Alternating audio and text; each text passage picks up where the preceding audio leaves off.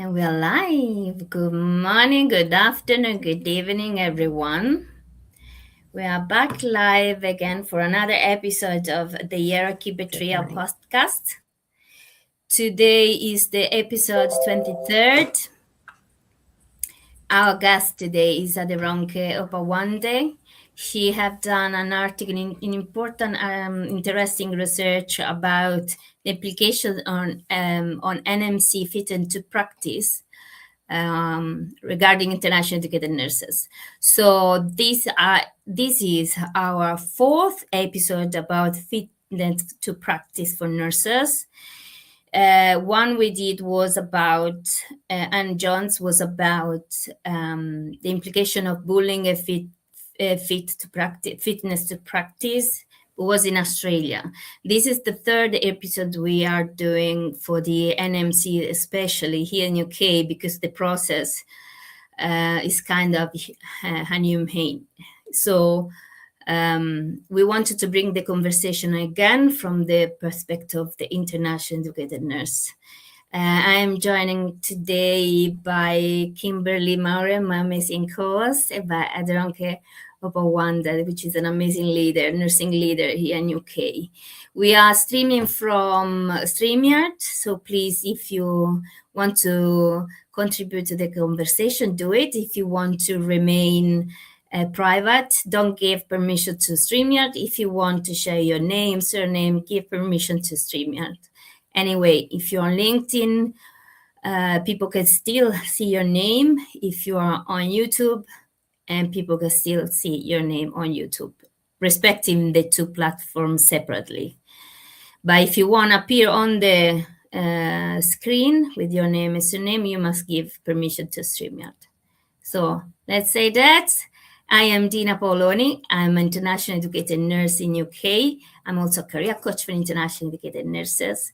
And I'm here as your co-host for this Hierarchy Betrayal podcast, where we talk about all the non-nice things in nursing. And please, Kimberly, introduce yourself. Kimberly is the other co-host. Thank you.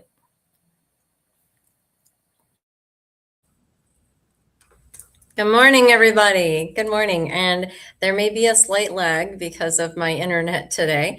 But good morning, good afternoon, good evening. As we know, this is a global event, and we are very, very happy to have Aderonke here today and have this conversation in regards to the NMC, the bullying, the process, and how we together as a collective, as a profession, can help people navigate the process, help people understand the process. And again, I'm in the US, so fortunately, we do not have this process here. We follow a different type of process with the Board of Nursing. And Dina has so much insight on this. And again, we've had previous episodes where we've talked about this. So it's a delight to be here, and I appreciate all of you for coming. And if you have any comments, if you have any questions, please put them in the comments, and we will get to you guys for sure. And I appreciate all of you who have already showed up. I see Jordan and Kevin and Tyler and Dylan. Thank you guys all for coming. Love you. Mwah, mwah. Love you. Love you. And Dina, I will let you take it away.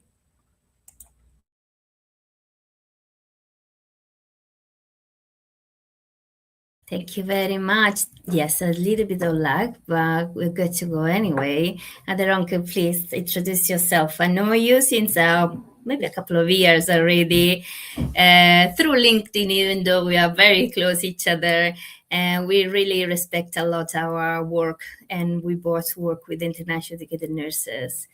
Please introduce yourself. It's lovely to have you here. Thank you for coming. Thank you so much, Dina. Hi, everyone. My name is Aderonke Opawande. So it's lovely to meet Dina and Kimberly. Thank you for inviting me to this podcast to discuss this very important topic. I'm a registered nurse as well, and I'm also a patient safety specialist. So this topic is so dear to my heart, being an internationally educated nurse and a patient safety professional. So I'm happy to be here today to discuss this topic, and we'll see how it goes with the discussion. Thank you so much. Absolutely. Let's say hello to the lovely people who are coming already. So again, please share your point, share your question, your comment, challenging us, because we want to also be challenged, because we are here and we are ready for open conversation. We want to raise a problem. We want to have a intellectual and open discussion so that we can together figure out what's happening. To be honest, we are not here to point the finger to anyone. We're just sharing some data and go from that. So let's open the messages. There we go. We already have so many people, and let's show one by one. Hi, Jordan. Thank you very much for coming. Hi, Kevin. Thank you so much for coming. I love when people know each other and they interact during the chat, during the podcast. Yeah. Hi, Tyler. Everybody's great. Everybody's great. Kevin's here and Tyler. So Tyler is a registered nurse in the U.S. Dylan is logistics, and he's also in the U.S. So Jordan is founder of the Canine Stroke Foundation, and her and I just connected not too long ago, and all these people are just amazing. So it's always a pleasure that they've shown up to say hello. And what's Dylan say? What did he say? Hi, hello, and wait, had to get permission to stream. What were the rules and what make it? Got some words. LOL. Hope everyone is having a great morning. Awesome. Thank you. Yes. Yeah. And like Dina was saying too, a lot of times with StreamYard, if you don't give permission to share your name, it will just put you down depending on where you're from, LinkedIn member. So LinkedIn user or something like that. So appreciate all of you here, Jordan. And she said, are reports against your license confidential? That's a good question. Dina, you guys want to address that? Oh, yes. But do you want to go first, Aderonke? You go first. So I think initially, the NMC wouldn't initially publish all of the data if it's an ongoing investigation. But once it's complete, and for example, if someone was to refer someone for a fitness to practice referral, it wouldn't be automatically online. But once the process gets going and it's probably completed, some of the information will be made public. That's what I know, to the best of my own knowledge. That's what is often there. You can see maybe the allegations, and what was found, what was discarded. If a particular concern was discarded, this would be noted as well. But some of it are confidential, but the most of it, to my own knowledge, they are not confidential. The only thing that we discussed the first time we had this conversation, actually with Ishbel, that everyone goes to fitness to practice, actually is listed in a specific page within the NMC. So confidential, no, but then, I mean, you can go and see who is under fitness to practice. So it's a little bit demoralizing as well. So I think we're gonna talk again about this. So many comments already. I don't know how to. Hello, Kenneth. Thank you very much. So should we start? You introduce yourself, Aderonke. Should we start a little bit about what you do regarding international educated nurses? And you publish a book series as well. We try to help international educated nurses to navigate UK, but I think abroad in general, right? To make sure that the practice is safe for patients, but also for nurses. And you recently published an article specific to what is happening in the NMC from the perspective of international educated nurses. Can you please guide us through this work that you've done? When did you start? When you start to writing your book series? and then going through talking about the NMC Fitness to Practice, please. Thank you. Okay, thanks so much, Dina, and thank you everyone for joining the chat. My name is Aderonke, as I earlier mentioned, and I'm a registered nurse by background. I'm also an internationally educated nurse, and I'm a patient safety specialist as well.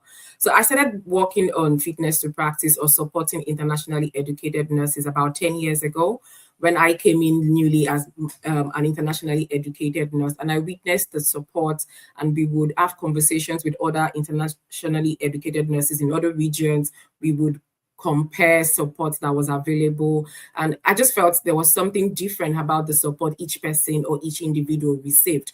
And that made me to start supporting other people that I felt were unsupported. I would support people through OSCE preparation, give feedback, and people started gaining confidence. But then we started seeing lots of referrals to NMC for fitness to practice, which was quite shocking at the time, because some of these individuals were probably not well supported or adequately supported. And I continued to support people that were being referred. Sometimes we would make referrals to the unions, and sometimes if the unions could not support, we would support ourselves. I had some teams or group members that were also supporting me.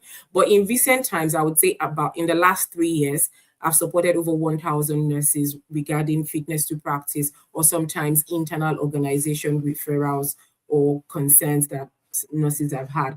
And over the years, this had prompted me to have further discussions. Why are people being referred to the NMC? What's happening with fitness to practice?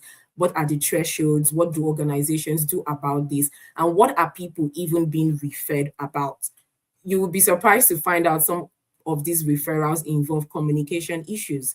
Some of this referral involves behavior. So how do we define these things? And I continued to support nurses. And that led me to do a research with about 50 nurses practicing globally, not just in the UK, to identify their understanding of patient safety. Because most of what these referrals are on, they are about patient safety. So they are mostly patient safety related. And for someone who is a patient safety specialist, I wanted to understand what the frontline staff are exposed to, what's their understanding of patient safety, what serves as patient safety to them, and what is patient safety to the organization, what is also patient safety to the NMC, that is our regulator. From last year, I started writing my book as well. So while I was doing the research, I started writing my book on Patient Safety 101, which is a handbook for nurses who are on the front line and nurses who are experienced, even for students as well. And from the research, it led me to reach out to the NMC for a freedom of information to understand how many IENs are being referred to the NMC in the last 5 years. And it did take some time for me to get back to data. I wanted to know who was referring the IENs, the number of referrals, the countries with the most referrals, why are they being referred, and what has the NMC done about those referrals. And that was my main reason, to understand even if we're having concerns as internationally educated nurses, what is the NMC doing about it? What are organizations doing about it? Because when I'm supporting IENs, I'm also trying to support organizations as well. And I'm happy to even support the NMC so that we all work together. Because if there's a problem, you just don't bring a particular side of it to solve the problem. We have to work collaboratively to identify the problem and then work towards a solution. And that's what made me write the poster, presented at several conferences, and even had to base my Patient Safety 101 book on this research. It's still ongoing. I've still been sharing what I've been able to identify, but I believe it needs further discussion. Communication, motor vehicle related, management issues, cultural concerns, some of these things, attitudinal concerns, some of these things may sound funny to some of us, but at the same time, it's led some people to be referred to the NMC. And then based on my research as well, about 52% of the referrals came from the employers. And that's made me think, who are the rest of the 48% will probably be self-referral, the public referral. And who are these people referring? Why is 52% about from the employer themselves? And so it's made me dig in deep, but I've been inviting nursing leaders as well, organizations, charity organizations, the NMC Watch, everyone who supports the nurses, the unions themselves, to say, how do we solve this crisis? How do we solve this problem? Because 60% or having about 60% in just 2 years, what's going to happen in the next 3 years? What's going to happen in the next 5 years? And one also shocking thing I identified was that about 49% of all of these cases are closed immediately on review. 49%. That's about half of them closed immediately after initial review by the NMC, which means that organizations refer, these nurses go through this process of waiting nonstop. They can't practice, their psychological health is, so everything is just involved. Their finances, their concerns for immigration. It's just traumatic for these people. But then they have to wait for the NMC to review and then to make a decision, and only to find out that about 50% of them are discarded because they don't meet the threshold to proceed beyond that. So what are we going to do about this? And there's been lots of conversations online about what the NMC plans to do, but it's important that rather than just waiting to plan, what would the NMC do? What would the organizations do? What should the nurses themselves start to do? And the ones who are already involved, who have already been referred, what should they start to do? And the ones who have not been referred, as a nurse, what is your responsibility? So this is what we are here to talk about today, to solicit support from everyone, but also have that discussion as well. And Dina, back to you. Thank you very much. Well, as many of you already know, because I say often, I work with the NHS Clean Entrepreneur program to working in a project to help internationally educated nurses to remain UK, because we know that UK saved 14 billion by recruiting from the abroad workforce, so generally not just nurses.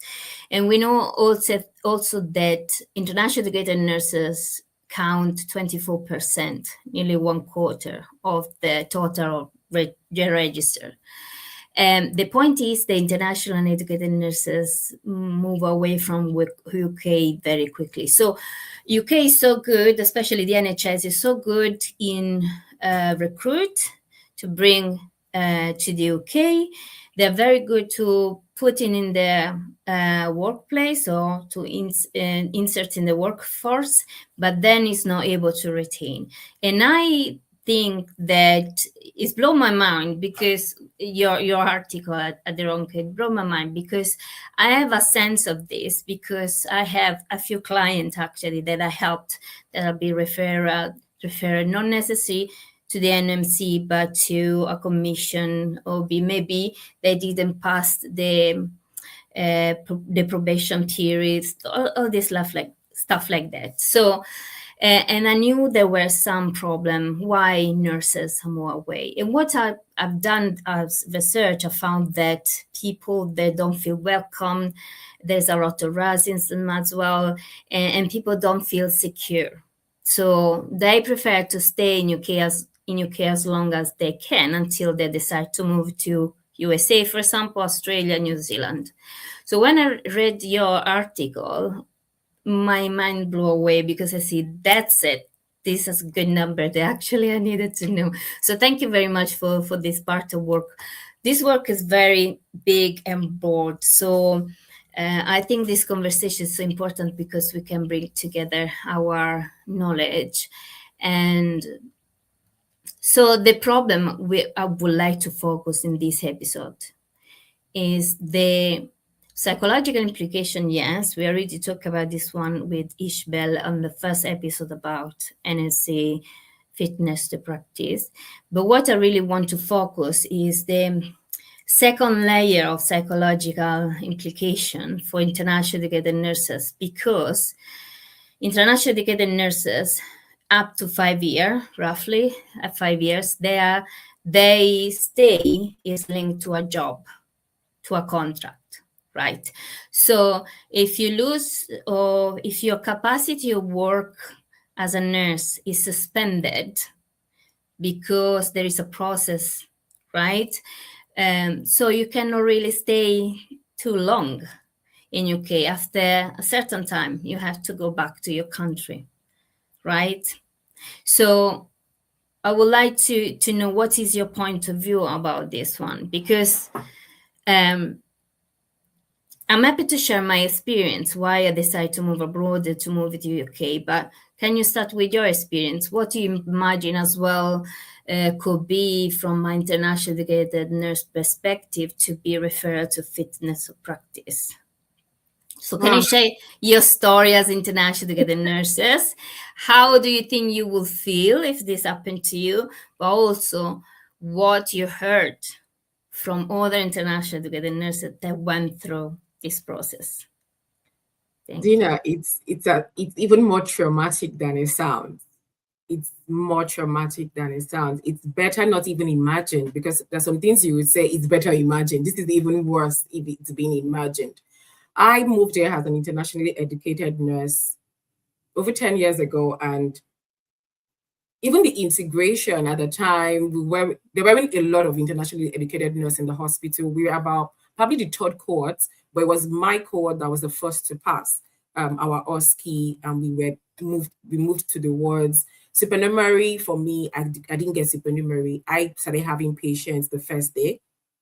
I was allocated 13 patients on my first day, but some of my colleagues had supernumerary for 5 weeks, some had for 2 weeks, some had for 3 weeks, some had for 3 months, depending on their units. But some of us didn't get that supernumerary, which was supposed to be support, like the preceptorship, induction support, introduction to the unit, introduction to the hospital, how things work, the processes. So some of us didn't have that.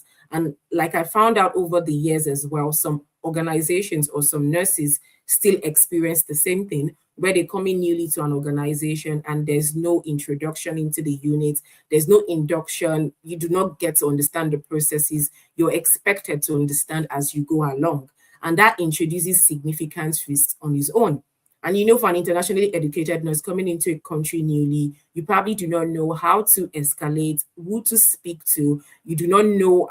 Like, it's not a matter of confidence sometimes. It's about that you're still afraid. You do not know who to trust, who to express yourself to, how to even express yourself. Because different cultures, different backgrounds, you might be coming from an hierarchical culture where you can't escalate. And then you bring that into the UK and you still feel you're not able to escalate. Or if you escalate, what would happen to you? Would your PIN be taken away? Would you have to lose your license? Would you have to leave the country? Would you then probably lose your job? So most of us then had such concerns. And over the years, these are the things I've seen amongst internationally educated nurses who would come across situations they would want to escalate, but they would have that fear that what if they escalate and something wrong happens to them? Some organizations have structured preceptorship programs. They have structured processes in place to support internationally educated nurses. They have booklets, preceptors that have been assigned, practice educators, and some of them even offer pastoral counseling to help some nurses to integrate fully into the organization and into the country. But this would be examples of good practice that we would like all the organizations to embed in their organization, but we don't often have that as well. To answer your question, Dina, this continues to be a border significantly, because if someone was to be referred for fitness to practice, sometimes the organization does not even inform the nurse. It's sometimes they hear it from the NMC that, oh, you have been reported. And then there's that fear, that overwhelming fear that, would I lose my job? Would I lose my license? Who do I reach out to? Some people would then probably reach out to their unions. And then what's the process for reaching out to unions? When you're panicking, when you receive such a news, you might not even know what to do. Some people blank out immediately, except you have senior people or people who are experienced, who have gone through such, to offer you such support. Some people just go blank, it can be extremely traumatic. We've supported nurses over the years. Some can't even talk. Some can't even explain to you what has happened, or cases that probably happened months before. And then they call you to say something happened January 2026. You've just been referred because of that. Come and give us your own version. We all know how work is, how life is, adulthood even. So imagine having to remember something that happened 6 months ago. If you documented something, if you implemented an action, or if you did an inaction, or it's extremely traumatic. And then having to reach out to some unions. Unions are really helpful these days, but at the same time, some people can say they are unhelpful. So I would say it depends on the circumstance. It depends on what is happening. You have certain unions that are unable to help some people, and then people are left without support. They have to find support by themselves. And it just goes on and on.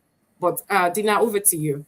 No, I think they really don't understand union. They really don't understand what the problem is, because they don't have the international perspective. They don't know what it means to be a migrant in a country. They don't know the power dynamic to be an international educated nurse.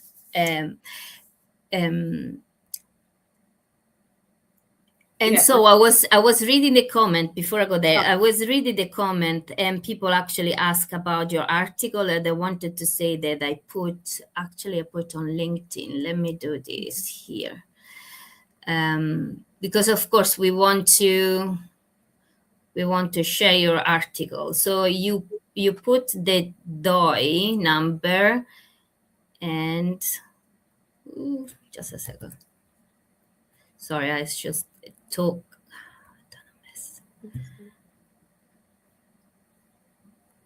So what I wanted to say is that, first of all, union, they don't understand the problem because I think there's no representation. This is what I want to say. I think there's not enough a representation for international educated nurses inside the union. We're not talking necessarily about the number, right? We're talking about proper consciousness of the problem. So union cannot really support an international educated nurse if they don't know what's really happened to them. Yes. Right? So I think one of the things is we don't have representation in the union, but we also don't have representation on the board, Dina, in the hospital. When we then have representation, I don't want to go the year, but when we do have representation, are people not silenced, Dina? Are people not silenced? Do people actually, are they able to even make a difference? Because sometimes you do get representation and then people can't even talk. And these are the people you expect to represent you. These are the people you expect to support you. But they themselves cannot even advocate for themselves, let alone advocate for IENs. We talk about this problem in our podcast, right, Kimberly? Not necessarily between international educated nurses, but in general for all nurses. We don't really advocate for each other. There is a problem in visibility, problem in, especially last episode that we done, Kimberly. We don't really support each other. We don't really support ourselves because we don't want to be a label like the weakness or that one that give trouble or problems. So if you reach a position that you're supposed to use to help other people, you don't use it because, you want to keep your position, right? You have to stay safe. Yeah, you want to stay safe. This is the problem. And so one of the things you say that bring the referral is communication, right? So I want to be clear. To pass to be registered with the NMC, you have to pass the CBT, you have to pass the OSCE, which are clinical exam for clinical practice, right? You have to pass the IELTS or the OET with a very high number. So people who are international educated nurses who are registered in the NMC, they actually know English very well. They're proficient in English. So the problem may be the accent. So I'm Italian, right? Some people telling me that I don't experience racism because I'm white. Okay, fair enough. I can understand other people's point of view, but unfortunately, I experience racism as well. Okay, so when I open my mouth and I talk, people may don't understand because of my strong accent, right? And at work, sometimes I have people keep to correct me, which is okay. I don't mind. Actually, for me, it's important because I can improve my English. But the point is, you see how people actually point out your mistake. So that your accent or your pronunciation could be taken as a non-professional to them, so they can refer for simply your accent, right? Or maybe communicate as they like you should do, which is not fair. But another thing that I think is so important that we're not talking about enough is culture. So we talk so much to UK NHS in particular, the NMC always say we have to integrate. But integrate doesn't mean necessarily have a number of people come from Nigeria, have a number of people come from Europe, have a number of people come from India. It's not the number of people you distribute for other country that make you an organization who is welcoming, who integrate other people. It's the way you treat those people that actually make you an organization who is open, respectful, right?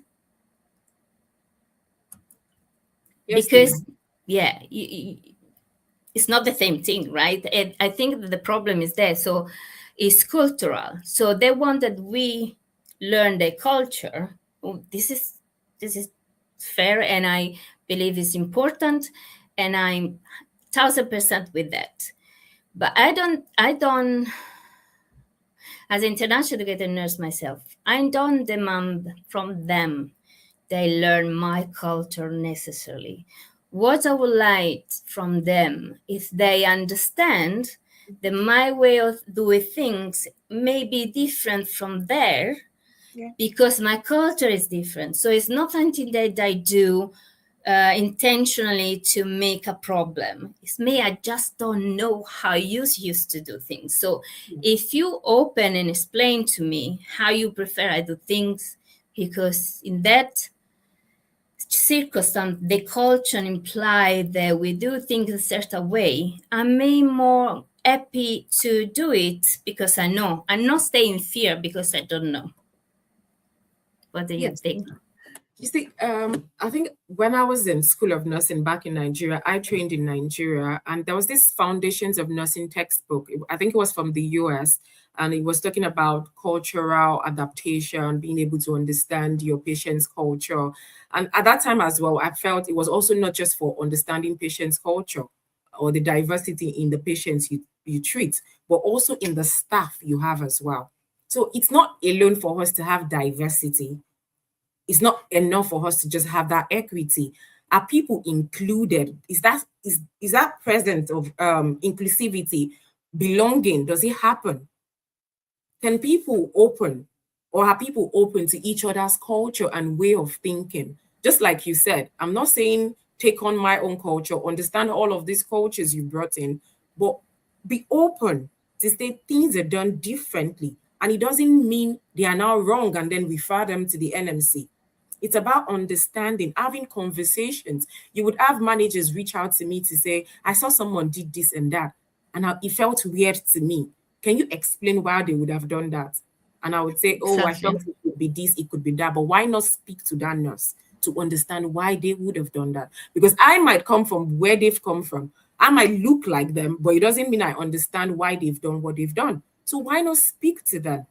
Why not understand? When you're talking to someone and you do not understand maybe their accent, it doesn't mean they've now then done something wrong to the patient. Refer them, as you would find sometimes. You will be surprised to find some of these allegations that get to go to the NMC.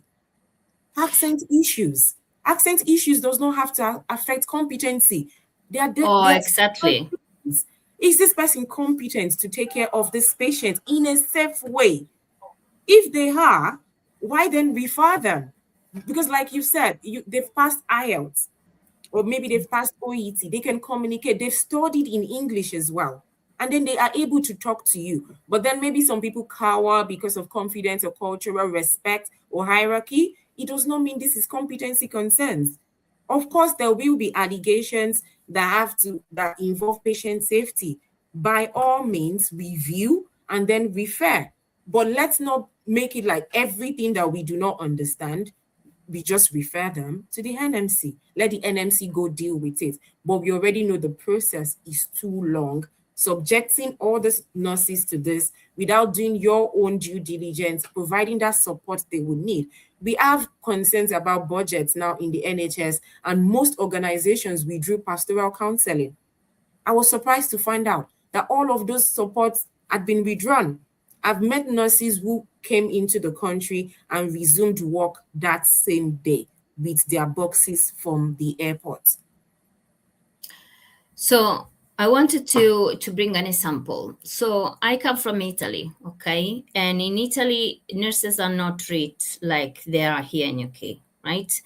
Doctor always has his say, and so you have to do everything the doctor says.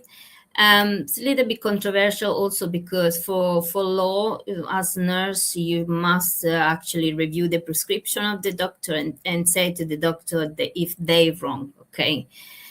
Which is not very good because all the problem of power dynamic, and you can risk to be sent home, all this stuff. But anyway, to protect each other in Italy, we used to tell to our nurse in charge, everything is happened to the patient, because sometimes, especially on night, doctor leave the ward and go to sleep. And you are left with the patient and you're supposed to deal by yourself. There's no prescription like in UK, meaning that, if the patient has this, give this. If the patient has low potassium, give potassium, for example, right? You cannot administer potassium if you don't have your prescription in Italy, right? So it's a simple example. So what happened that if we need to carry something for the patient, we need to tell each other. So we are safe, because if something happened, we can actually support each other. So I started working ICU in 2017 in UK, and I start, as I used to do, I always go to report to the nurse in charge, even for the little stupid things, right? And they basically remain, at some point they asked me, they told me, you don't need to tell me every single thing, even the little thing. So if you have to do it. Are you not confident of what you're doing? So they thought that I was not confident what I was doing, because I was constantly informing them what I was doing. So I have to explain why, but at the beginning I didn't understand what is the problem if I go and tell them what I was doing. So this is not a matter of not be clinically adequate to take care of the patient, or not be confident enough to stay alone with, talk about you, right? So stay alone with the patient, do your nursing care. This is a matter of culture, because in my country, I have to stay safe. In order to stay safe, I have to tell everything I do to my other colleagues, and they do to me, especially report to the nurses in charge.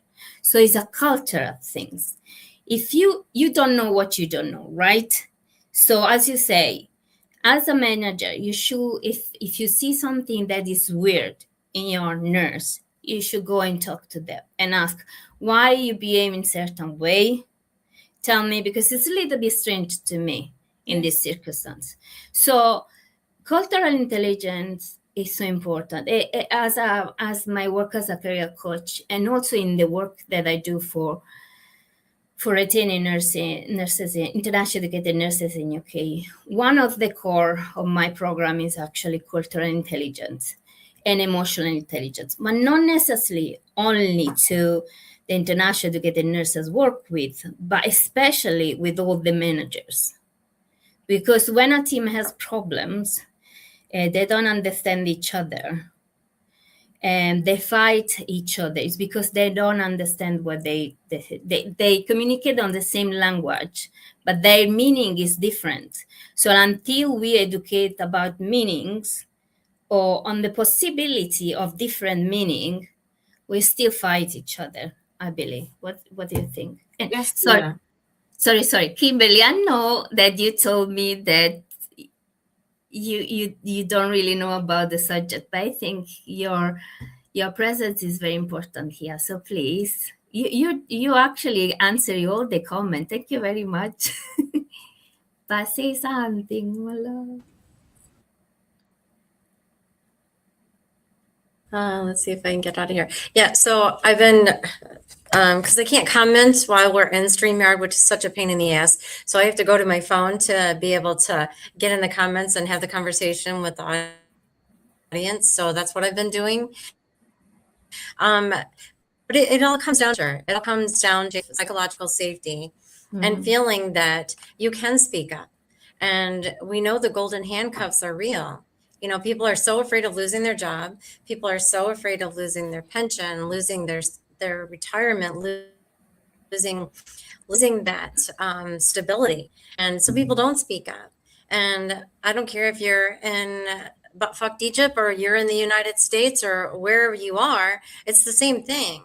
If you don't have that safety and you don't have that environment to where you feel that you can just be yourself, whether you're purple or you have an accent, you know what I mean?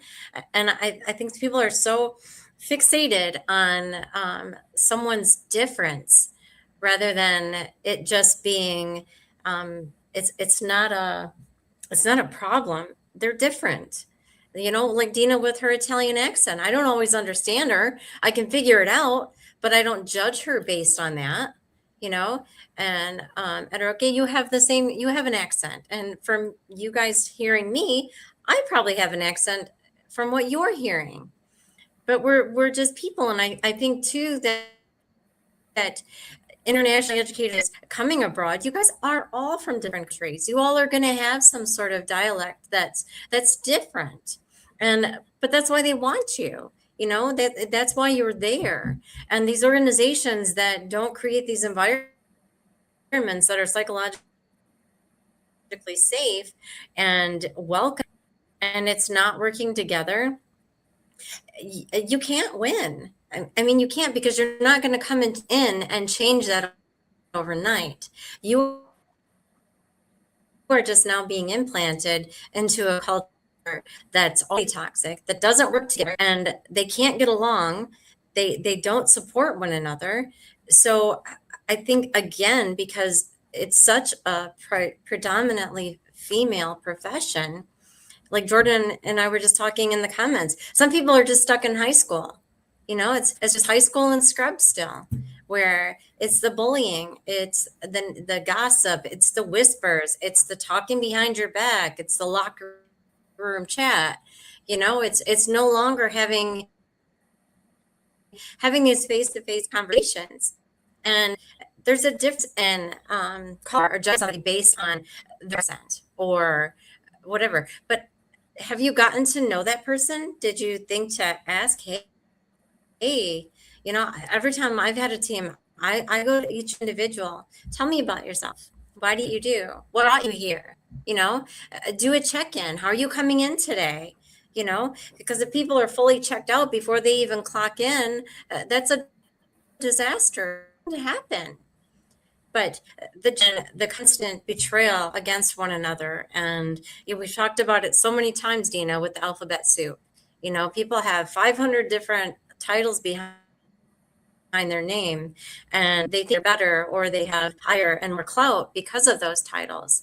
And I will say it again, you don't. What you have is knowledge. You have so much knowledge because of all those titles, all of those degrees that you've gotten. Share that. Don't hold it and don't use it against people. Share it, because you know something that someone else knows. I don't know that I only have, you know, a bachelor's degree and my license and practical nursing license, but I know something that you don't know. So when we start collaborating and we start working together as a team, because we are there to take care of people. We're there to take care of the patients. We are there to make sure that there are good outcomes and everybody goes home alive in the evening, correct? Yeah. I mean, we're all there for the same reason. And, you know, a bed without a nurse beside it is just a piece of furniture.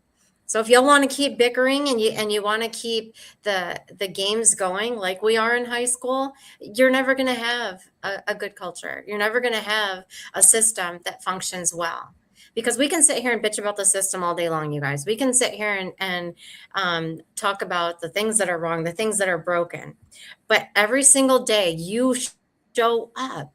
Every single day you show up and you go to work. You have the power to change it. If you claim it, it can't be defended. And if you are choosing it, you're not changing it. So that's where I want to tell people too. If you're just going to keep bitching about it, shut up, because you're just noise. It's just noise. It's not changing anything. And if you really want to be the change that you want to see, start working together. Start supporting one another. Exactly. Come together as a unit, as a society, as a culture, because you are the culture. You are the culture. You are cultivating that every single day. Support those people. If you know somebody has been referred and they're struggling, say, look, I'm here. I'm here. I've not personally experienced it, but I perhaps has. Let me help you go through this together. Let's find the support that you need. Let's find the resources that are out there and available to help that person. Because as we know from Ishbel and from Anne and the stories that are ongoing, Dina, those processes can take years, and people are ruined. People are close to suicide because they can't handle it. You know, they've lost their visa, they lost their home, they've lost their family, they've lost their identity, and they don't know what to do. So that's what I would love to see, is the solutions. Exactly. And you say good things. With this Isabel, we said that, if I'm not wrong, 3 nurses die from suicide every year because of NMC Fitness to Practice, right? But we don't know how many they do in their country because they may have to come back home. Yes. So Aderonke, sorry, I stopped you. We were talking about cultural differences that they are not known, so they may create problem. But I know also we have so many messages. I would like to actually read all of them, but I think there's too many. I don't know what to do exactly. Maybe Kimberly, if you point out some of them, we can read those. So please, Aderonke, continue. Sorry. Okay, so I was just going to say, based on what you said, and with Kimberly, based on what Kimberly said as well. Say again. Sorry, we have some lag today. Apologize, everyone. We may chat each other on top of each other. Say again, Aderonke. Go ahead. Sorry. I was just going to say, based on what yourself and Kimberly have said about culture, we do say culture eats strategy for breakfast.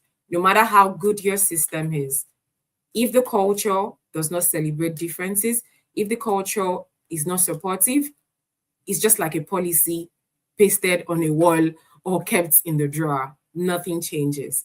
Leadership of organizations have to take responsibility. For example, the PSEF policy was introduced about maybe 5 years ago or 4 years ago, which is the Patient Safety Incident Response Framework. And then we were talking about just culture, ensuring that responses are proportionate. But organizations now can either implement or not implement, or some of them are then being helped or supported to implement PSEF. But even for those who have implemented PSEF, where's just culture? Where are the proportionate responses? Where are the adequate responses, adequate support? Are we looking at the system view, or we are still pushing the blame culture? If something happens today, people are still looking for who was involved. Who is the nurse? Who is the doctor? Who is the healthcare professional? That's the person to be blamed. Have you referred this person? No one is fully looking at what's supported, or what support do we have available? What systems are in place? Could we have caught this earlier? What do we learn from this so that this does not happen again? Most people just want to identify someone to blame, and then they push this person forward, and then it repeats itself again, and then the onus is left on the individual to protect themselves or to practice safely, even in within the confines of the system or the environment they found themselves in. And that's something about culture that, apart from leadership, just like what Kimberly was saying, individuals, managers, the team leaders, we all have responsibility. If it doesn't trickle down, then we do a bottom-up approach. It doesn't have to come top down all the time. Fine, it would be good to have an executive leadership to push some of these policies. It will be good to have someone driving change positively. But what about you and I? And then even if you will be an ally, you don't have to publicly declare that you're an ally for IENs or you're an ally for other people. You can do it covertly as well, because we also know that some people are eating up our allies. That's fine. It's not fine, but we can accept it sometimes. But it doesn't mean you withdraw advocacy completely. Support one another, speak up for one another. We say sometimes it's not even, I wrote a book on speaking up, but I also know that sometimes it's not safe for people depending on the organization or the environment you work in. The second victim roadmap was also a book I wrote about how people experience incident reporting, fitness to practice, investigations. What support do we provide to these people? Now that we referred them to the NMC, what form of support do we offer? Some managers or some organizations will say, go and check the intranet. We have loads of support on there. Then this individual that is overwhelmed, that's just experienced a traumatic experience, you want them to start checking online how to refer themselves, who to call for support. No, that's not support enough. You just don't tell people these are the links, go reach out to support. You support them daily, you check in on them, you find out what would work for them. And as a community as well, you said sometimes we don't support each other as a community. The community we belong to, how many times do we check on people who have been referred? Even when people do not want to answer your calls because they are overwhelmed, do you go to them? Do you send support? Do you pray for them, for those who might want to pray or be able to pray? What does support mean to us as a community? Do we just like isolate them and move on, or you give them advice and move on? What form of support is available to the people who have been referred for fitness to practice? And as a regulator, I still say it's not just about organizations and individuals. Regulators have a role to play. I've been reading about it because I'm looking to do a research on what the regulators can do, but at the same time, I've been trying to follow up on what they are currently doing. It's not enough to say Vision 2030 or Vision 2030 something, that you want to introduce thresholds so that organizations, if they don't reach a particular threshold, they then don't refer to you. What do you do right now? Organizations have to be held accountable as well. You can't just refer everyone, every case, every incident. What have you done? Do they meet a particular threshold? There should be that stop button somewhere so that not everything just gets sent to the regulator, who is then inundated with cases, and then they take time to review them, and then eventually there's a whole lot can happen. Because just like you said, Dina, if we know what happens every year in the UK, what about those who have gone back home? What about those who've lost their source of livelihood? Loads of people rely on them for survival, and then they've lost all of this. The loss of confidence, the loss of identity, and much more than we can think of. Some people then become maybe healthcare assistants just to make ends meet. Some might not even be able to take care of patients again because of maybe the psychological effects. Yeah. A whole lot can happen. We have to call people to come and get involved. Unions have to get involved. It's not enough to say, oh, the organization is too big, we can't take them on. Sorry, we can't support you. Or because you do not understand the culture of the individual, you tell them to plead guilty sometimes when people are not guilty, just so that they could be forgiven. They might get forgiven, but will these individuals forgive themselves? Because they've just asked to accept blame for something they didn't do, but just so that maybe an organization pardons them or doesn't refer them. Will people be able to sleep? Because this is the profession they've chosen. They chose nursing. They chose to come and take care of people. They chose to study to come and do all of these things. But then an incident has happened and everyone has turned your back on them. Organization, regulator, unions, even maybe friends and family will feel, oh, she's overwhelmed, we can't support, or he is overwhelmed, we can't support. And then this person is left alone to deal with all of this. I think it's a big betrayal for most of our people that have gone through this, and we need to start doing better. It's not enough to want to plan, because I keep saying we plan to, we want to, in the next few years we would. No, what about now? What would you be doing now as a regulator, as an organization, as unions, as individuals, as community? What are we going to be doing right now to support individuals, even before they get there to fitness to practice, or even during the process or after the process? Thanks, Tina. Thank you. I think that the leadership should start thinking about put in place a common to maybe sit down and review all the things before actually go to the regulator, because actually for the doctor is a little bit different, because for example if referral has been made for a person who actually has been a whistleblower, they don't accept that referral, for example, because they think that this person could be, you have been referred because has whistleblower before. So there are things that we should take as example from other boards, for example, from other healthcare professional.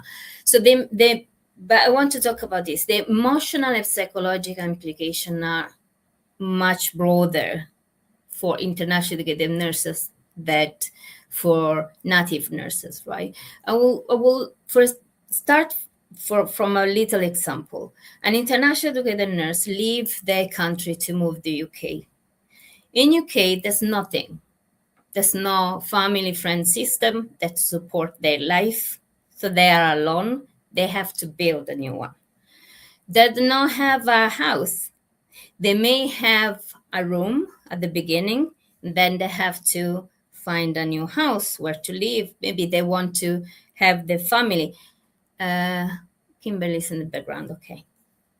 So they have to rent a property and build their house because everything is empty. So you have to buy everything, your cup, you drink your coffee in the morning, the towel you need for your shower, the linen of your bed, right? You have to start and build again your house. So you have to build your family and friends system. Again, you have to build your new home, right?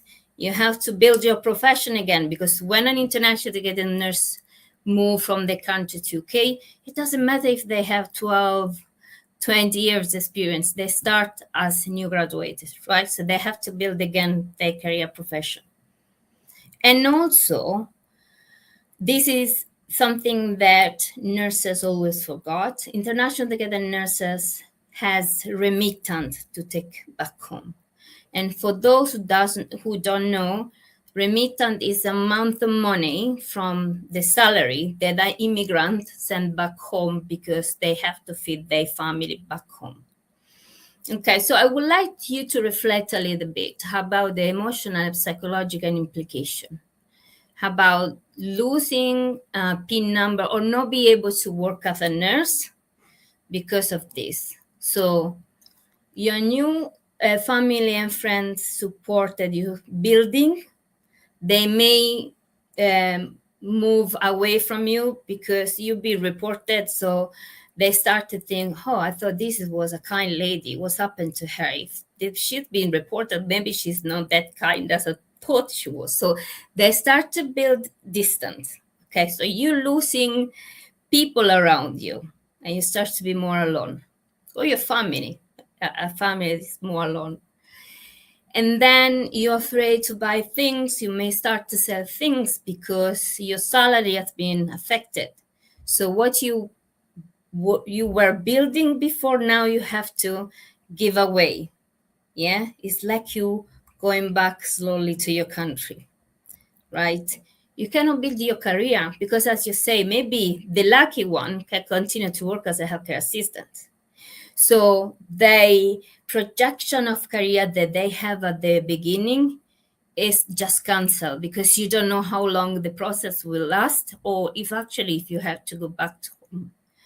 The remittance that you used to send back to your country, you may have to keep send that same amount of money because you cannot tell them that you've been referred, because it's a very shameful thing to say back home. So while you're still sending back home the same amount every month, you're spending for yourself less because your salary has been reduced. And for some reason, you cannot work as a healthcare professional and your visa expired because the visa is linked to the contract, you have to go back home. And when you come back home, the shame is much higher. First of all, you're going to experience the migration failure for the second time. So the migration failure. Second, you're going to experience the cultural shock for the second time. And then the shame is so big that maybe your family and friends who were a supported system before then become those who blame you and point the finger on you because you were so lucky to be accepted abroad and then you did something wrong that now they push you away. Am I right, Aderonke? What do you? Dina, you explain it so perfectly, even though it's a sad situation. I'm only laughing and smiling because I know too well all of these things you've mentioned. I'm just going to let that sit for now first. Sorry, It is terrible, Dina. And is it terrible? sometimes we can't even explain how worse it gets for individuals who have had to go through this.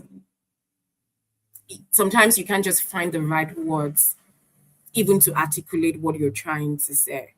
The sleepless nights, when we went to school, how we were taught stress. Every system gets affected by stress. Every system gets affected. You're having the headaches, you're having wholesale, you're having eating disorders, psychological concerns, paranoia, mental concerns. It just adds up. And then there's the financial concern there as well. Because like you said, people back home expect some things from you. Even if you don't have people back home, what about maybe dependents that rely on you? And Yes. for those that might not have dependents, maybe where they are, if they're single people, you have to pay your bills. Those bills are not waiting for you. They do not understand that something terrible or traumatic has happened to you. And then there could be friends and families who want to care, who want to support. But then they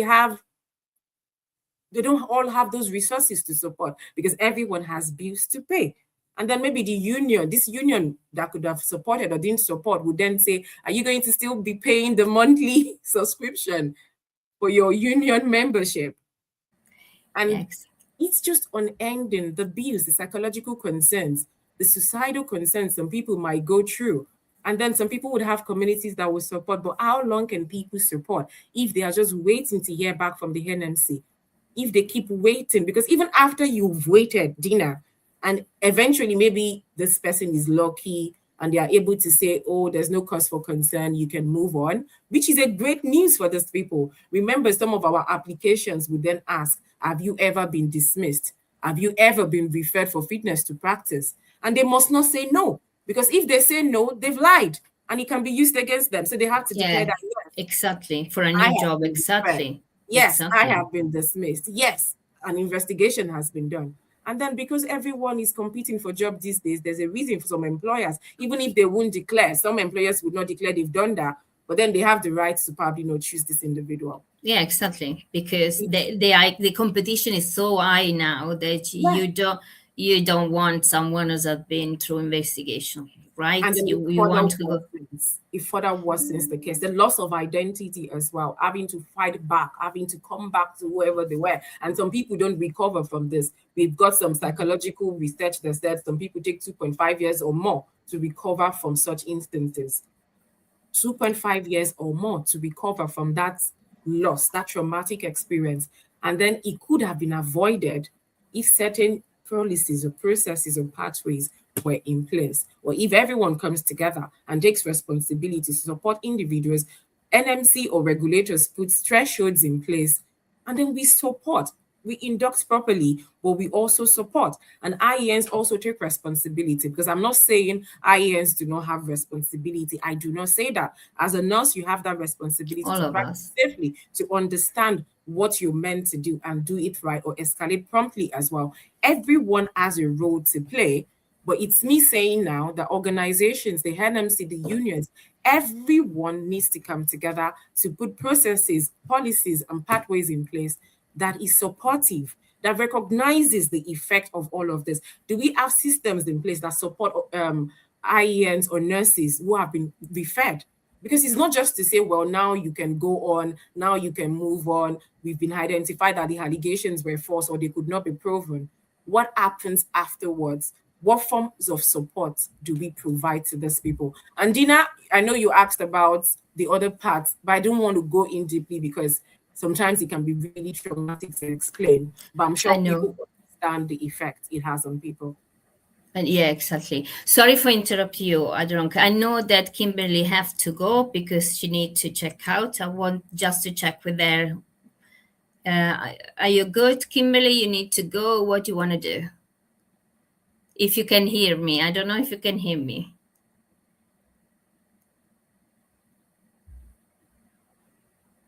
I can't hear you. You mute.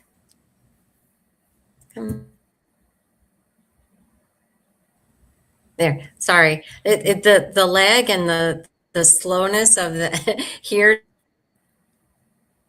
doing anything has been so hard today. So that's why I'm just kind of commenting from my phone to keep up with everybody. I was just thinking when she was talking about the questions that you get asked, and have you ever been, dismissed, and have you been referred? I know that here in the US, when you're filling out the application, you're going through the process, there is a whole list of questions asking, have you ever had a complaint against you? Is there any sanctions against you? Do you have any restrictions on your license? I mean, there's a good, I want to say 4 or 5 questions they ask in regards to your license. Have you ever been dismissed practicing? I mean, there's a lot of those questions here as well. So I just know that the process is different, with the Board of Nursing. If there's a complaint, it goes to the board.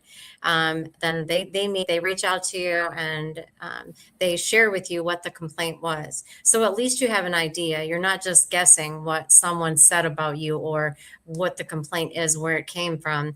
And there is a process, and here it's fairly quick, which is, something I would hope that the NMC, has a process that they're working on to facilitate these quicker, so people can get back to their lives, because the bills don't stop coming. The rent's always going to be due, but that mental health that becomes degraded, and you start losing your self-worth. You start feeling like you're the problem, like I can't recover from this. But this is again where I tell people, you just have to come together. Everybody has to have a support system. And if this is something that your unit sees a lot of, or you have seen other people go through this, and you have valuable insight, or you can save somebody a few bumps and bruises along the way, share that information. Talk to your people, talk to your coworkers. And if you do hear that somebody's going through it and you've experienced it, or something that can help facilitate going through that for that person, be that person. Speak up.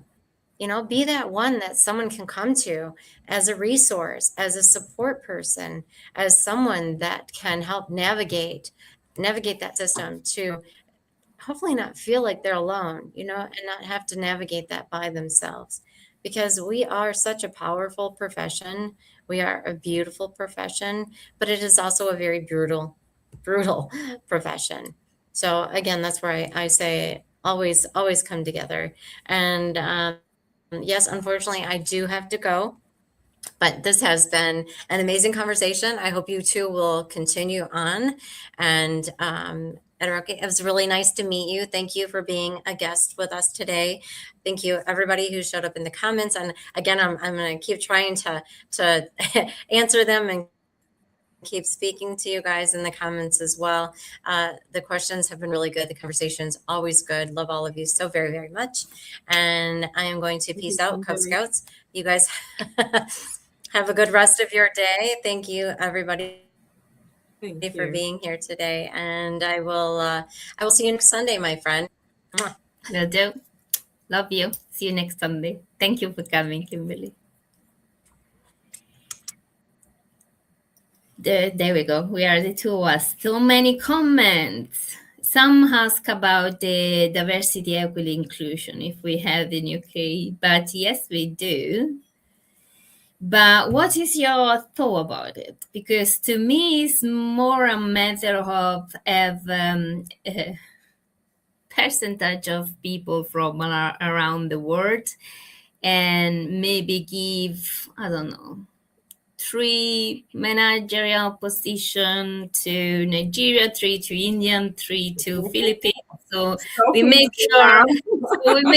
I should not say. Yeah, I know.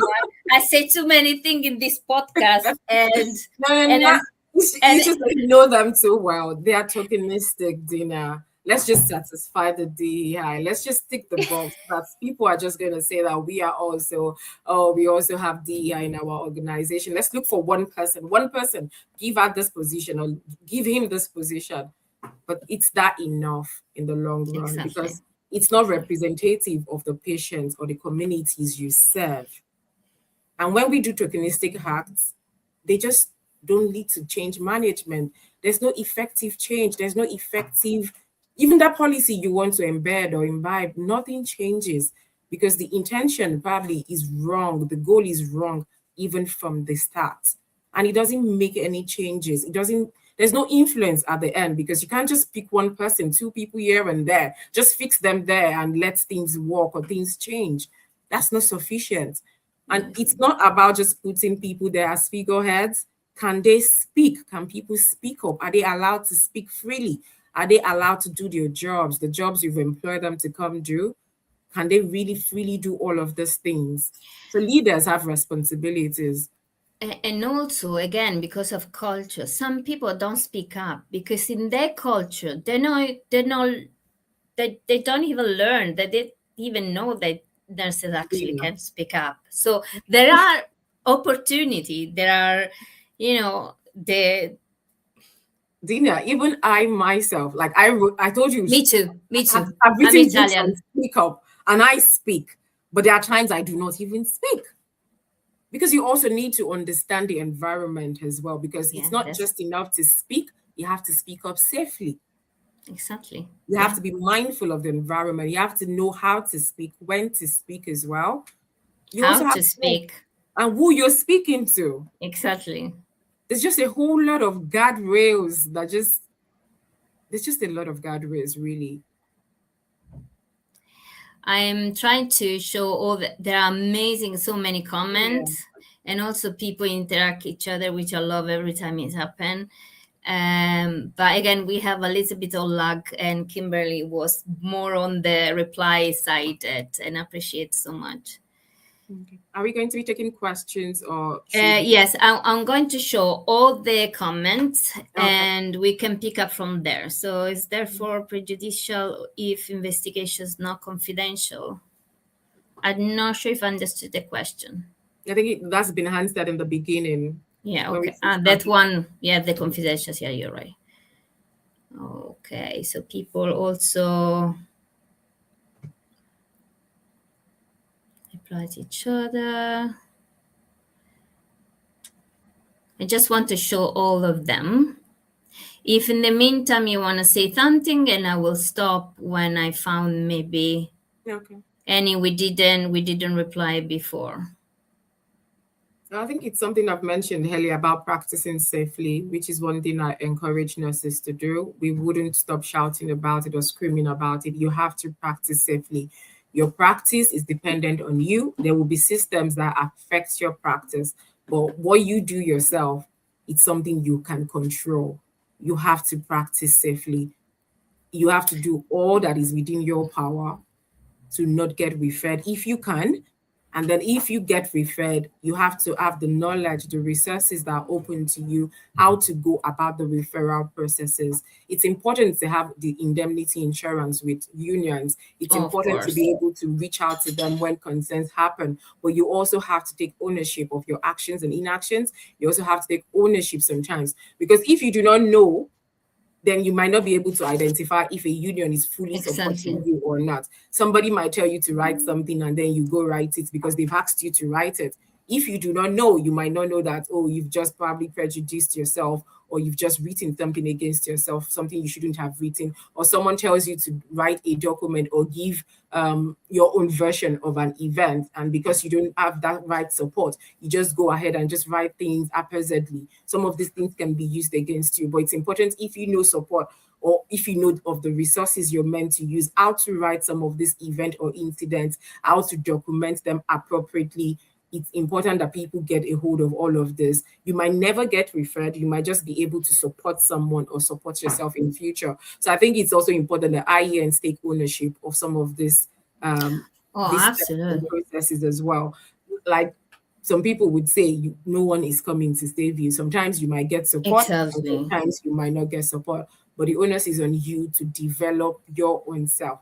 And I always say it everywhere, you have to practice safely first. We've seen people who have practiced safely and still get referred, and then they have to wait. So I'm not saying all of those who get referred were the ones that were found guilty, or they even had an investigative, or even committed an error, a mistake. There are times that people practice safely and they still get referred. But do all you can to practice safely. That's important.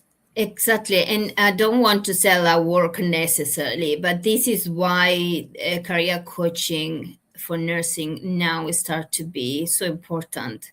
I don't think will be a luxury for long. I think career coaching in nursing is something that will be necessarily, and especially in the next 1 to 2 years. So, because knowledge is power, right? If you don't know how a system do certain things, there are people that can actually help you, and career coaches actually are very good in guiding you on say the right thing. One of the things that, for example, people were told me that told me when I was writing email or letter, for example, they told me the way you wrote is a little bit judgmental. So I'm telling you, I met the girl back in my country who everybody, my mom, my auntie, my friends always say, you justify everyone. You put yourself in the shoes of everyone. Why don't you say things like, she's a bitch. She's a bitch, full stop, right? Why you justify everyone necessarily? And then I come here and write an email to a patient or a family member, and I'm too judgmental. So, because again, this is culture. And again, if you know how things are managed, you are empowered because you know how to do. So, if you know how things are made in a certain way, you can actually protect yourself, because that will may help you certain method or way of saying things to communicate. This actually can help you not to go to the to a referral for fitness to practice. So it may happen anyway, as you said, but the chances are much less, right? Because you are educated, because you know, not because you don't have the clinical skill. Again, we said international educated nurses, once they work, is because they have their registration. And to have the registration, they have to pass CBT, OSCE for the clinical skills, and they have to pass the IELTS or OET exam for the language. So they are full good to go. So it's not a matter of knowledge of skill, clinical skill. It's a matter of knowledge of environment, behave, culture, way of things. Patience. Yeah. Yeah. And as you said before, we talk about cultural intelligence only when we talk about patients, right? And we talk about culture only about the organization. We should start to thinking about culture between nurses, between ages as well, because the way maybe Gen X, like myself, the things are different from millennial, Gen Z, or the youngest, right? So because there are a different level of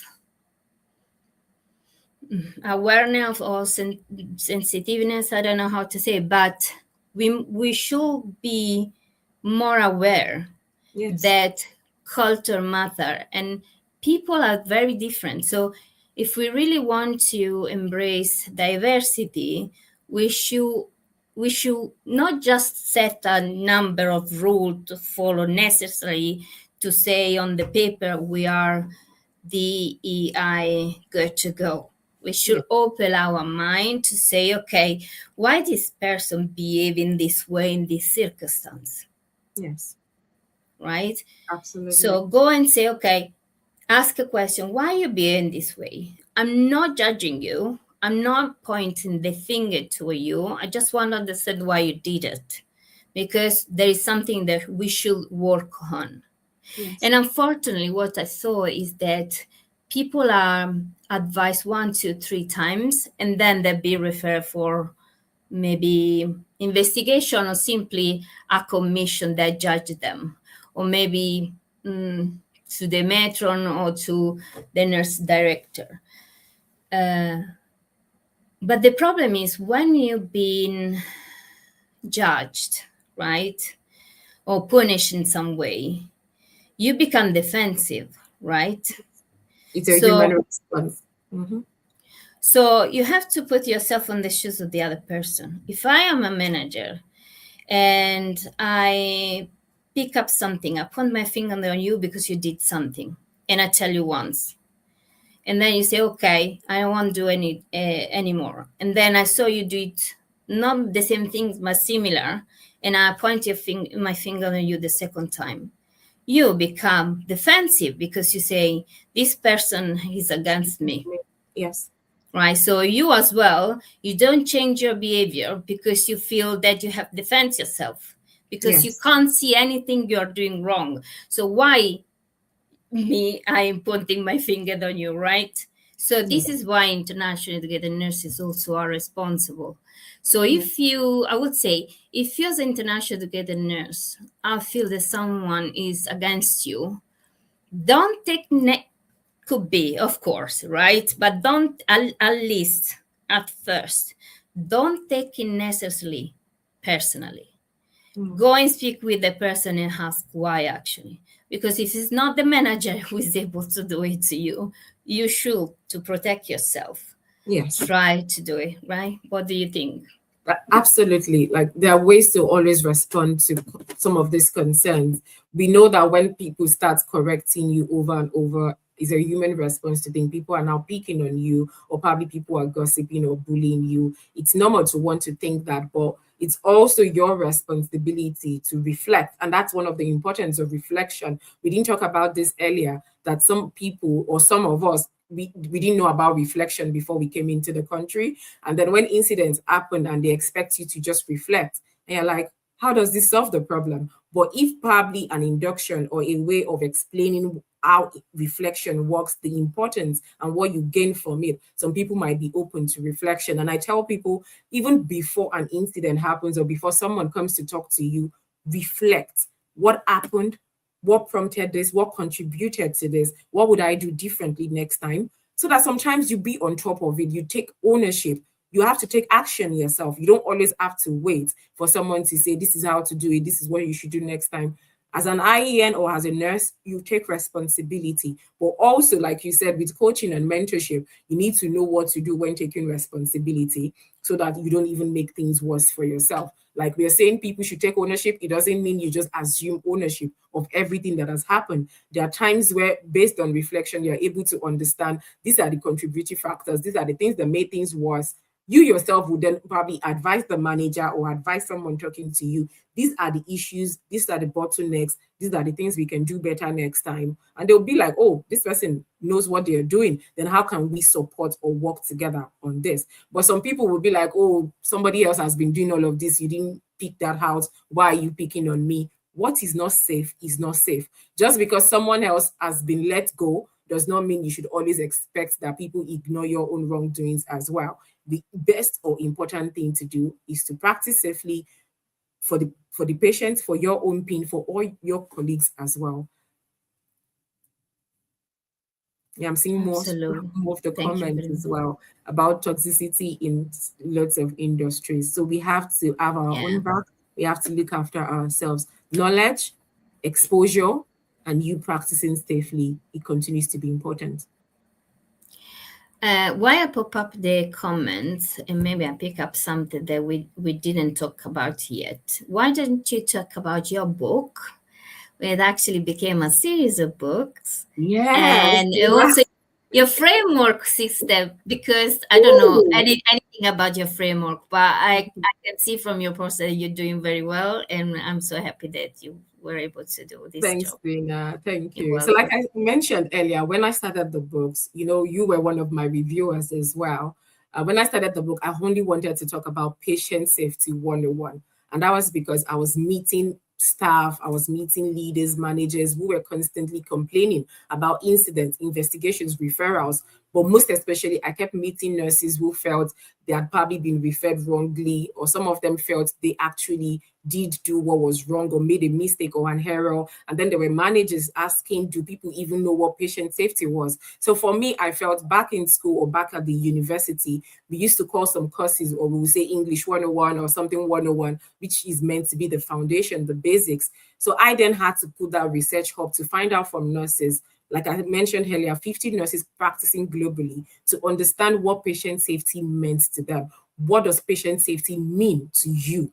And what is patient safety, or what do you think patient safety also means to your manager or to your organization? So from that research, I was able to get more information. Then I wrote the Patient Safety 101 handbook, and then it was meant to be there. It was meant to be used in the UK, the US, Middle East, Africa, but based on reviewers and just like yourself as well, to say that it was so comprehensive, it would be important for us to split it. So what I did was to make sure it was useful for the UK, where I currently practice, and Africa as well. But then, based on the reviews from everyone as well, I then had to make sure other parts of it were split into manageable chunks. So I have the second victim roadmap, which is to help individuals, to support them if they are probably going through investigations or if they've had a traumatic episode. So the second victim roadmap is not for nurses alone, it's for health professionals globally. And then I wrote the IEN field guide, which is mainly for internationally educated nurses, how to navigate wherever country they are. So some of the frameworks are based in the UK, but people in the US or other countries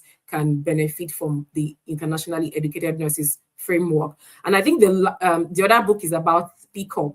And we've talked about speaking up multiple times today. So it's about how to speak up, speaking up clearly, knowing when to speak up, how to speak up, and even where to speak up as well. We have so many frameworks like SBAR. We have so many frameworks that people would recommend, but how do people even still speak up? So it's about using the clear standards as well and speaking up appropriately. Then the last one is on Cascade. Cascade is the safety learning system I'm working on. Even though I'm still a nurse, I'm not an edtech entrepreneur like you as well.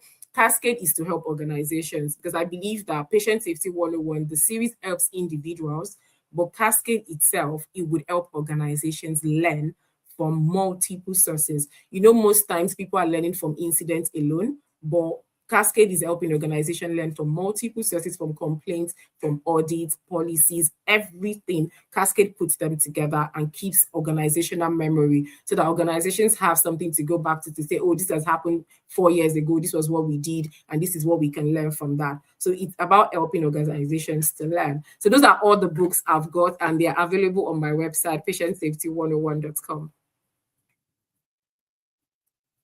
Sorry, I was on mute. I was mute. Amazing. No, I really appreciate, and I think I'm going to look at your work as well to implement mine, if you don't mind.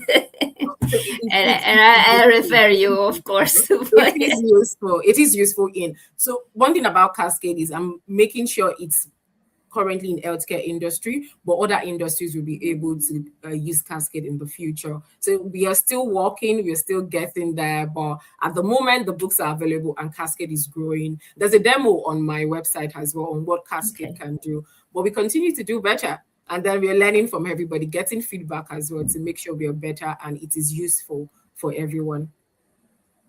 Thank you very much. I keep sharing the comment that are endless. I don't know which lots one. of comments today, lots of engagement, lots of engaging, yes.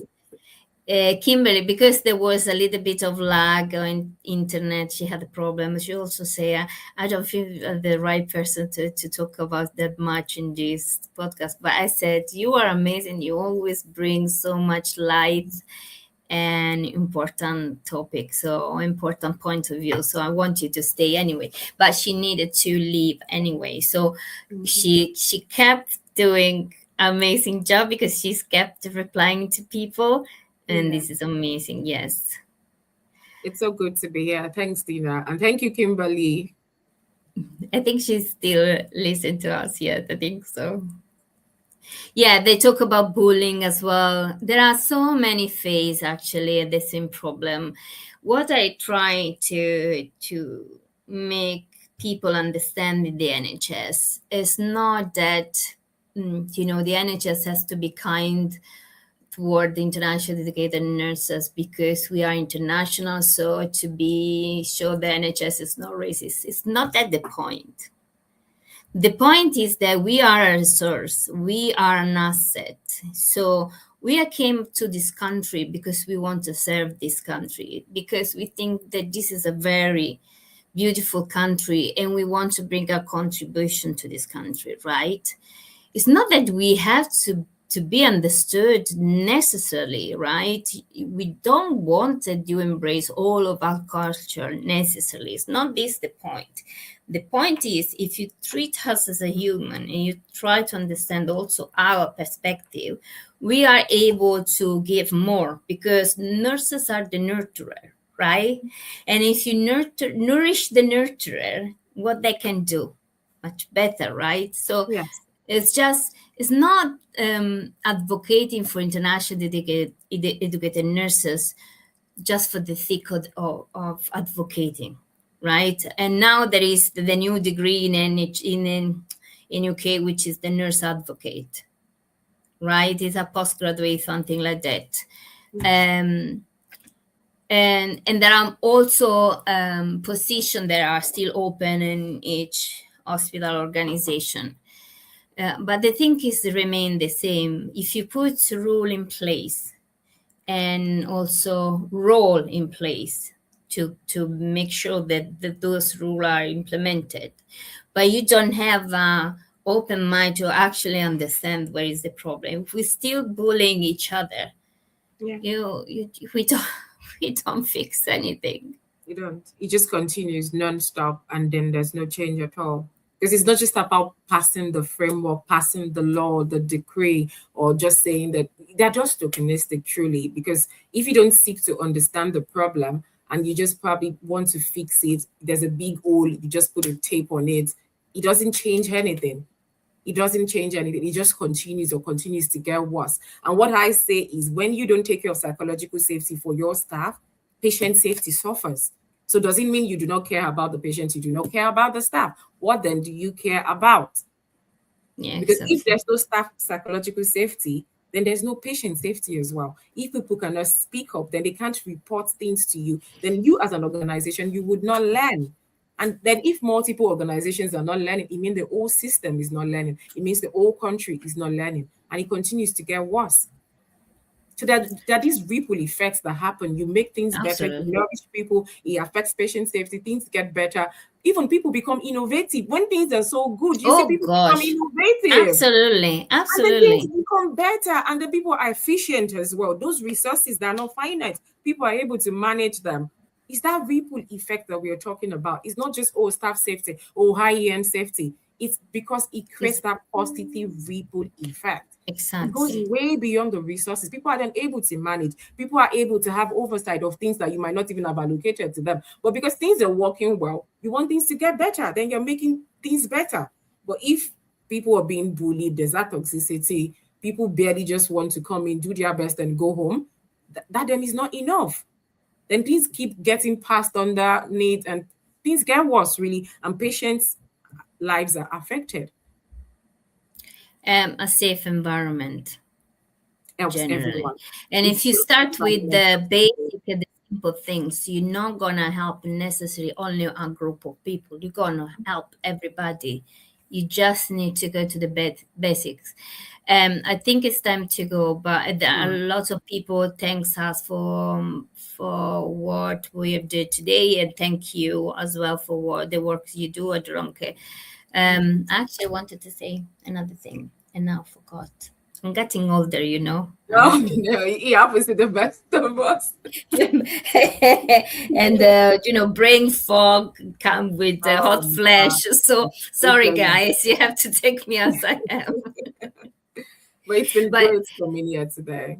yeah, so what I want to say, yeah, I mean, if organization do their checklist and tick the box only to tell to employers, patient, and society that they have done everything they have meant to do. There's no point if you were not able to change the situation. You haven't done anything. You get busy, not productive. So what I'm trying to tell to the organization is this: you don't need to be busy. You have to learn to be productive, and actually less is more. So productive in a way that if you start with the basics, you're going to help everyone. But anyway, so before we go, because it's more than 1 hour enough, and you dedicate this time to us, I thank you so much, Aderonke. I would like to ask you, have you final message to send or a request or anything? Okay, Please. so my final request, or a request I've had for so long, is we need people in position of authority to come together. Everyone, not as a tokenistic action, not as a survey that just gets displayed online and then we're requesting for people to comment and people never comment because some of these links are even broken in the first place, but come together with appropriate people. We are taught in management that when you're having stakeholders, you have to make sure you're meeting with your relevant stakeholders. So when people in authority are having these discussions, it has to be with people that are relevant to the cause that you're trying to support and help. So let's all have these discussions. Organizations, unions, associations, IEN representatives, not people you think would speak what you want to hear, but people who would speak the truth. Let us have this. It could be a research, it could be a white paper, but we already know it is happening even. Let's all come together to say, what can we do about this? And let everyone take ownership of each action. Let there be a takeaway from it. And let there be a monitoring process as well. Absolutely. It's not enough to say, let's all go back to do something. We need to monitor if we're doing it. And let's have that change. Because like you said, it's not enough to recruit people. Are you retaining people?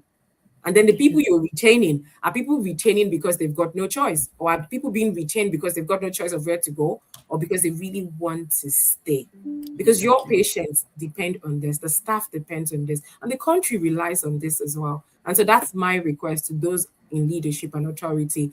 Let's all come together to make this something that creates a positive change for everyone. We are not saying don't refer nurses or don't refer IENs. We are saying put measures in place that are supportive way before investigations or incidents happen, and even throughout the referral process and after the referral process. And most importantly, let there be thresholds for referring people to the NMC. Let that be thresholds. And let organizations be fair as well in their processes. It is important because of that ripple effect we've talked about. It's not just for high ends only. There's a ripple effect and everyone benefits in the long run. Yes, because patients at the end are those who suffer. Societies is this one who suffer. And yes, I believe in co-design as well. Done in a certain way, of course, but co-design, I think, is a next level of innovation, because people, when we talk about innovation, think that innovation just tech. Actually, innovation is changing in a system.